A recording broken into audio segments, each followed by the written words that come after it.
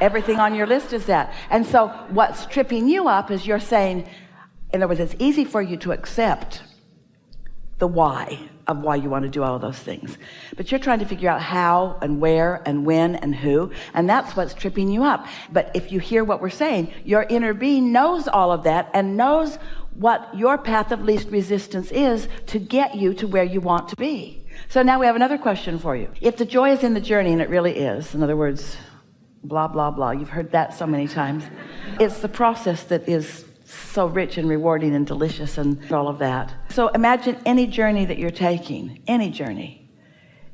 Is your goal, once you've decided to take a really pleasurable journey, is your goal to take the shortest route?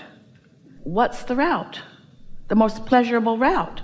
So what could we say to you all to help you to feel from us, to know for yourself that the best feeling route is the path of least resistance? You all are kind of in a hurry about everything. You want to get to where you want to be because you don't really want to be where you are a lot of the time, and you don't give very much awareness to the delicious journey that you might have on the way to the new place. And in fact, the only reason you want to go to the new place is so that you can have the journey. But you all in practical terms say that's not true.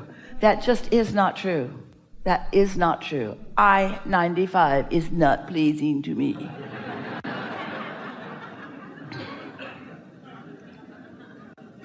Next. We only got 3. What are the other 7? Three's probably about it right there, right at the moment. So it's really not nearly as long as I thought it was. Yeah. You're just making stuff up. You're just making stuff up to prove a point that hurts you when you make it. Yeah. There's too much to choose from. No, there isn't. No, there isn't. I don't know which way to go. Yes, you do.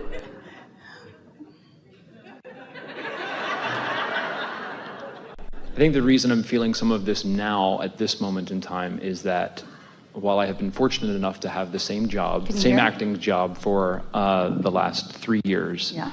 I know coming up in the next 3 months that I am leaving that job. So I am trying to approach it in the sense of, all right, let's enjoy the journey. So let's talk about this flawed premise. It feels to you all in your physical form, you're moving from this job to this job to this job to this job, when what's really happening is this job created a whole bunch of stuff and this one created a whole bunch of stuff, and all of that stuff's available to you, and that's what you're moving toward, unless you think you're moving from this job to this job to this job to this job. So what do you think in the current acting job, what are the best parts of it? Never mind. What are the worst parts of it? What's the best part of it? It's steady and therefore something that you can count on financially? Yes, and it's a show I enjoy doing. It's something I enjoy. But why? Because it has wonderful music and people love it and it uplifts people and it makes people happy. Why would you want to go anywhere else ever? Sounds like everything that's in your vortex. There are a few people there who make my backstage life quite unpleasurable. All right. When you know what you don't want, focus on those for a moment. What are you putting in your vortex over and over again because of your wonderful collaboration with those rascals? What have you put into your vortex as a result of your co-creating with them? More freedom, more people who I enjoy working with. People who behave themselves so when I look at them I don't have to do any work, I can just like them because they're likable? No. Yeah, that's what you meant. That's what I meant, but that's not right. So what do you think that you put into your vortex? Do you think you put likable people that are just easy to like in there? Or do you think you put a clear determination that you're going to focus and isolate a vibration that lets you see the best in them? Are you someone who needs people to be different so that you can feel good? Or are you the attractor of the best of... You see, we know you're going to attract a whole different set of people. That's the path of least resistance. It's so much easier when you're with someone who isn't nice or who isn't whatever you want them to be. And so you launch these rockets of desire. It's a much faster path. And sometimes even the most satisfying path just for new people that are already like that to come to you. rather than teach them how to be different. But nothing that we're talking about in these hours that we've been together is about anybody changing in order to satisfy what you want. We're talking about your point of attraction. And so you can't get there from there. If you don't like something about where you are and you want to go someplace else, there'll be people just like them over there. It's just the way the law of attraction works. So what do you feel like you've put into your vortex as a result of working with them? Give us a little more of the nitty-gritty of what it's like to be with them on a daily basis.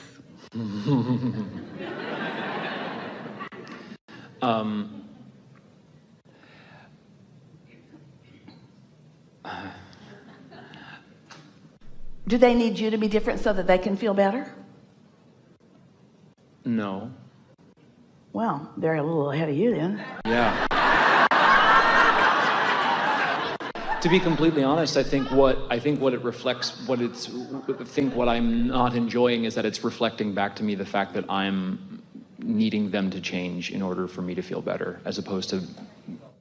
So maybe on this journey, you might enjoy the self-discovery of getting out ahead of it instead of just repeating day after day the same thing, getting out ahead of it and then discovering something that you didn't expect to discover and feeling the surprise and the delight of that. That's what your inner being knows is your path of least resistance. Your inner being knows for sure that you did not come to live and teach conditional love.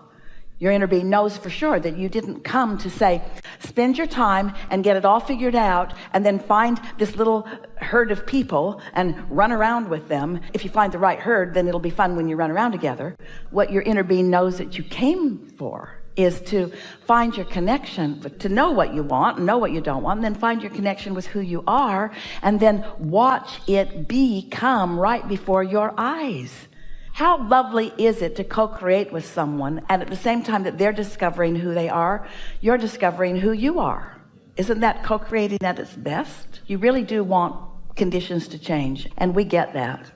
We understand why you would want that.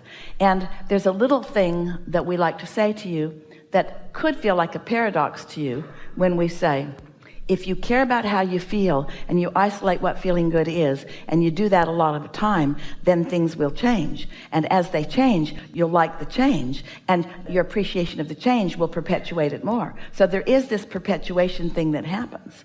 But you can't need it to change before you feel good. You have to feel good, and then it will change. And it feels like a subtle distinction.